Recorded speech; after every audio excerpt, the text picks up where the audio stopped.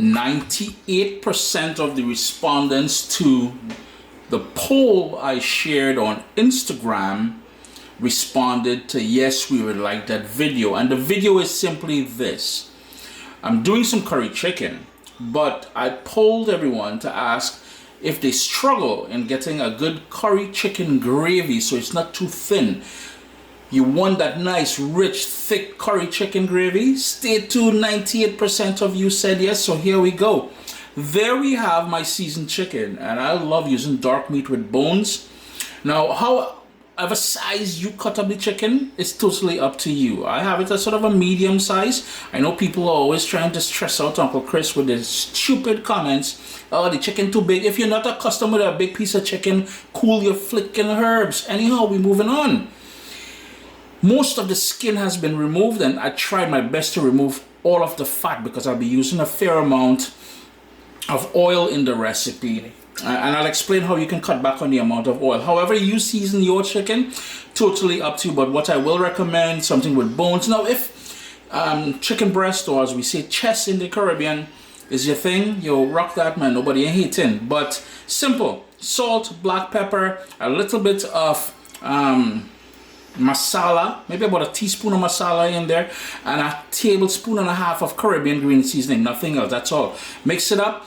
Important, give it a couple hours to marinate. The focus of this video is to explain how to get that gravy, and to achieve that gravy we'll need tomato, onion, garlic, yeah, a lot of garlic, you know, and we keep in all the douane, la jablesse, the sukunya, doppy, all them thing away. The amount of garlic we're using in this thing here. For my non-Caribbean friends, what I just mentioned there is ghosts and goblins and Draculas. Anyhow, there's about 10 cloves of garlic there. While there's Caribbean green seasoning there, I need another tablespoon of that. I need some scallion. And I have here, it looks like a lot of pepper, and you're thinking, oh, this thing gonna be spicy. That's pimento pepper, seasoning pepper.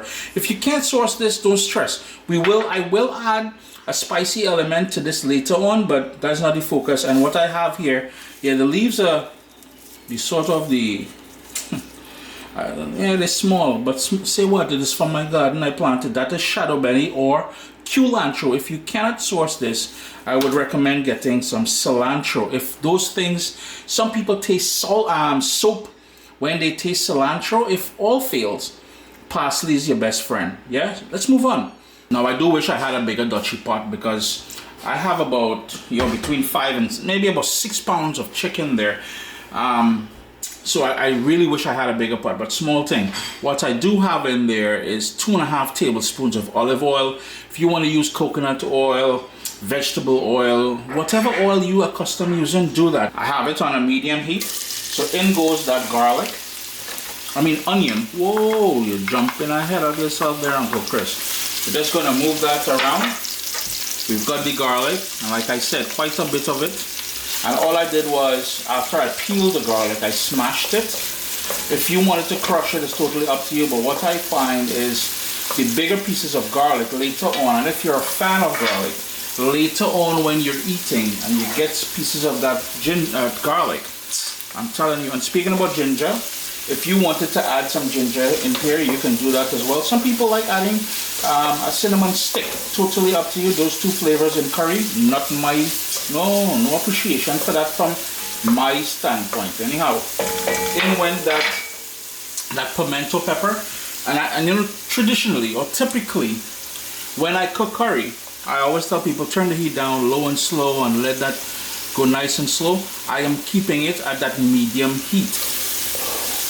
Yeah, quite a bit of oil, and I know earlier I mentioned about how you can cut back on the amount of oil you use in this. What my mom had recommended to me and what she practices is using a non-stick pot. So this way you don't need a ton of oil to make that best curry. Of course, we're gonna go in with some fresh ground black pepper. At this point, I'm going to go in with the tablespoon of Caribbean green seasoning. I'm just repeating the sort of flavors from my marinade. I'm just going to move that around. And if you're new to Caribbean cooking, Caribbean green seasoning is just a sort of a puree of all the herbs along with garlic and seasoning peppers, pimento peppers that we enjoy using in our dishes. We usually have it in a container in the fridge, and whenever we're cooking, that comes out. With my heat still on that medium, I went in with 3.5 tablespoons of curry powder.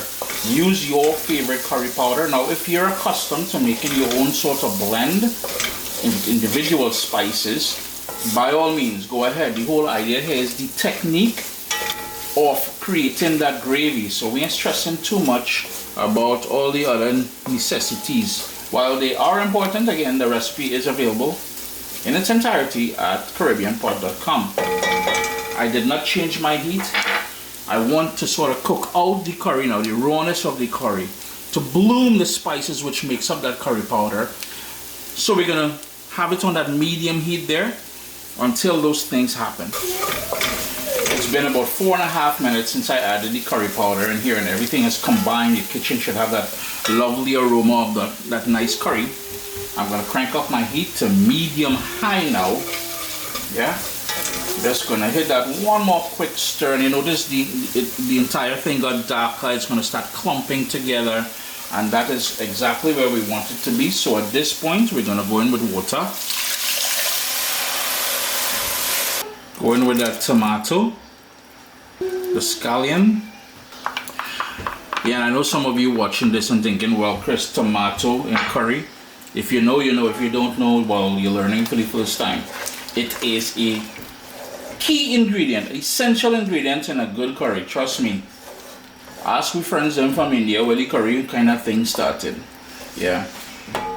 We're just gonna bring this up to a boil, and then I want it on a vigorous boil to cook down everything, because what we're doing here, earlier I alluded to it about cooking out the rawness of the curry. That is what we're doing at this step here, because at the end, if you don't do this step here, I know you've had bad curry before. First of all, it'll walk your belly like laxative. You don't want that happening. Second of all, it left a gritty taste in your mouth. You don't want that, and this is how to avoid that. And at the same time, we are focusing on building that gravy. We're gonna cook this down all the way down until we can move that spatula through it, and I'll show you. And you will see separation. You will see the oil that we started off with there. And this, ladies and gentlemen, is the key to getting that best gravy, because once we have that thick sort of slurry at the bottom there, later on, that will thicken up our gravy. We don't need potato. No, we're making curry chicken, not curry potato with chicken or whatever. We are not using any sort of cornstarch. No, we don't want corn in we business. Corn doesn't lead to horn. We ain't trying to horn nobody. As it comes up to a boil, I'm going in with some anchar masala, and that will give it a depth of flavor as well. Visit your local Caribbean grocery store, or maybe online, maybe caribshopper.com have it, I don't know. But you can check there for it, maybe the Amazon, I don't know, but we ain't trying to. Your Bezos have enough money, yes? Continue boiling that. Now, if you can't get that anchar masala, what I would recommend, and it's easier to get some ground roasted cumin. You're gonna thank me for that one. It's been going on the vigorous boiling. Notice everything is starting to melt down and combine. It's been going for about 10 minutes. It's gonna have to cook a little bit further because we're trying to burn off all that liquid that we added in there. There's a reason for that, and I've explained that already, but we really need to burn that off, and in doing so, create a lovely sort of a curry slurry base for that chicken. You can start seeing it starts to caramelize on the corner of the pot there. Plus, you're starting to see the oils on the surface. And notice how nice and thick that is becoming. I'm just going to continue moving this around, because the last thing we want to do is to burn this curry. There are too many people burning curry and saying that is the way it should be done. No, in my humble opinion, if you burn it, it's going to have a sort of nasty aftertaste in your mouth after. You don't want that. So you notice the sort of separation that I was talking about. I'm going to let this go for another 2 minutes, and then we're going to start adding the chicken pieces. There you can clearly see the oil that we started with. So, and you can see the pronounced separation that we're getting there. Look at that, yeah? We're just going to move that around, and we're going to start adding the pieces of chicken to the pot. So I have my seasoned chicken, boom, bam. Yeah, Uncle Chris pull out the metal spoon. Oh gosh. Okay, the complaints and comments coming now about how not to use that metal spoon and that up and thing. All I'm doing now is stirring that, and then I'm gonna, well, we need to coat the pieces of chicken with that lovely curry base that we created there. Then I'm gonna turn my heat down to medium, put the lid on there, and let that spring up its own juices, and you know, all kind of happy things happening in there. It's been going for about 12 minutes, and you notice all that liquid that has sprouted up. Yeah, so I'm just gonna, and I've stirred it a couple times, and you really want to scrape the bottom of the pot as well too.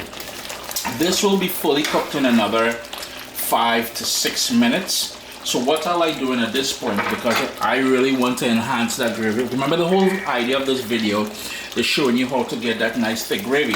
Now we've got a lovely thick gravy here, but this still isn't enough gravy for the soup eaters that I have in my house here. So what I like doing at this point is to go in with some water to further finish cooking the chicken, and in the process we're gonna get an even greater amount of gravy. So we're gonna bring that back up to a boil, and we're gonna continue cooking it until the chicken is cooked all the way through. And then we're gonna adjust the salt. We're gonna adjust, yeah, it have a reddish tinge, but that is because of the lighting I'm using in here.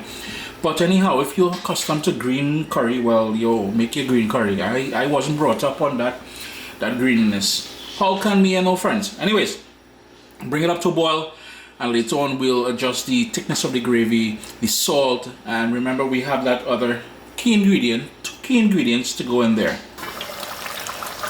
I allowed it to go out a further 5 minutes, and this is what we are left with here.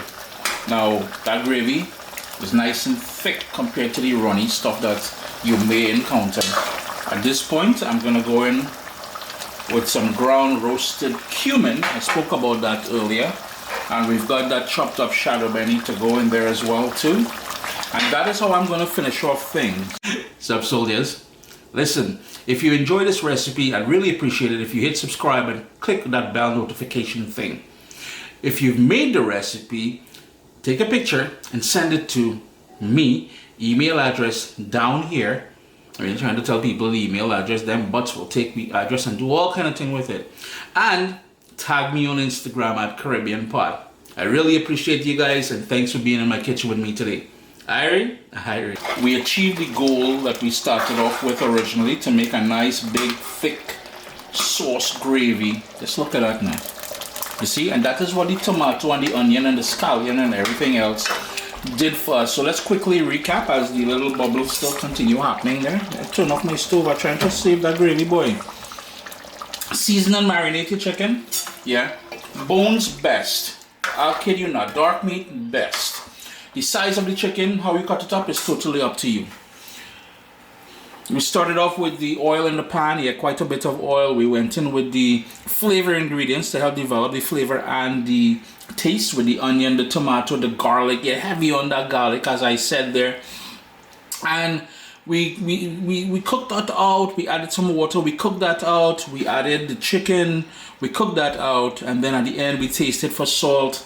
We went in with the shadow benny. If you don't like shadow benny, if you want culantro in there, if all fails, parsley. Yeah, a little greenery at the end there is ideal.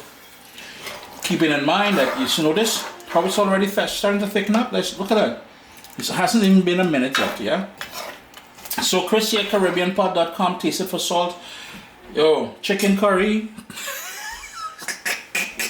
I ain't going there. I'm not going there, mate. I have get dragged up for you comment there about chicken curry and all kind of thing like that. It doesn't matter. It doesn't really matter. At the end of the day, once you enjoy this curry chicken with that gravy, yo, big things, man.